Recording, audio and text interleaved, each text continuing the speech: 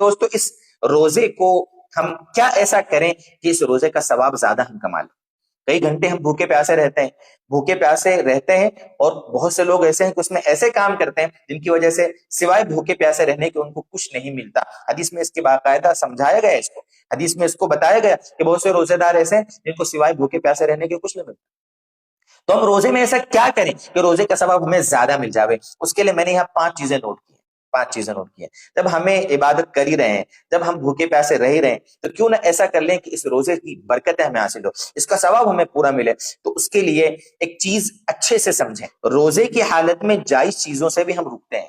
روزے کی حالت میں جائز چیزوں سے بھی، کھانا پینا، ہم بستری بیوی سے، یہ سب جائز ہے نا روزے کے سوا، لیکن روزے میں ہم ان سے بچ رہے ہیں. تو میرے دوستو جو چیزیں ناجائز ہیں روزے کی حالت میں ان سے اپنے آپ کو زیادہ بچانے کی فکر کرنی چاہیے.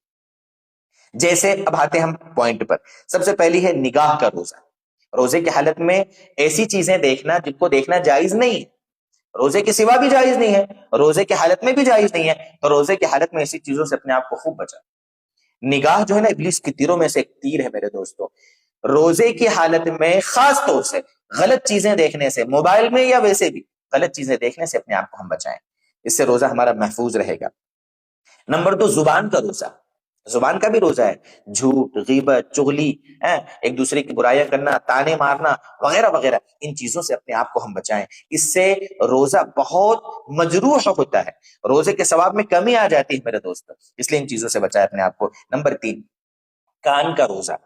گانے، فلمیں، غیبتیں سننا یا کوئی بھی غلط چیزیں جن کو سننا جائز نہیں ہے، ایسی چیزیں سننے سے ہمارے روزے کی ہم حفاظت کریں. یہ ہو 3 چیز. نمبر 4 عبادت و دعا کا اہتمام. روزے کی حالت میں قرآن کریم کی تلاوت کریں، استغفار کریں، دعا کریں. اسی طریقے سے اور بھی نیک کام جو بھی ہو سکتے ہیں، ان نیک کاموں میں اپنے روزے کے اوقات کو گزارنے کی فکر کریں. ٹھیک ہے. اور نمبر 5 روزہ رکھ لیا، اب امید اور خوف کے درمیان ہماری کیفیت. یہ کہ نہیں ہمیں گھمنڈ آ جاوے میں نے تو روزہ رکھا ہے، بہت سارے نہیں رکھتے ہیں، ایسا بھی نہیں ہو. اور یہ بھی نہیں کہ روزہ رکھ لیا تو کیا ہے، ٹھیک ہے رکھ لیا یار. نہیں، روزہ رکھنے سے اللہ سے ثواب کی امید بھی ہو، اور روزہ رکھنے میں پتہ نہیں میرا روزہ اللہ کی بارگاہ میں قبول ہوگا کہ نہیں، اس کا ڈر بھی ہو.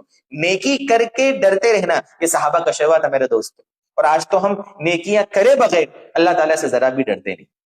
یہ چیزیں اچھے سے ذہن میں رکھیں گے نا، انشاءاللہ ہمارا روزہ محفوظ رہے گا، روزہ ہمارا برکت والا بنے گا، اور اللہ کی بارگاہ میں ہمیں خوب اجر دلائے گا. اللہ تعالیٰ ہمیں اچھی طریقے سے اس کے آداب کی، سنتوں کی رعایت رکھتے ہوئے روزہ رکھنے کی توفیق عطا فرمائے، تاکہ اللہ تعالیٰ کی بارگاہ میں ہمارے روزے مقبول ہوں. والسلام علیکم ورحمۃ اللہ وبرکاتہ.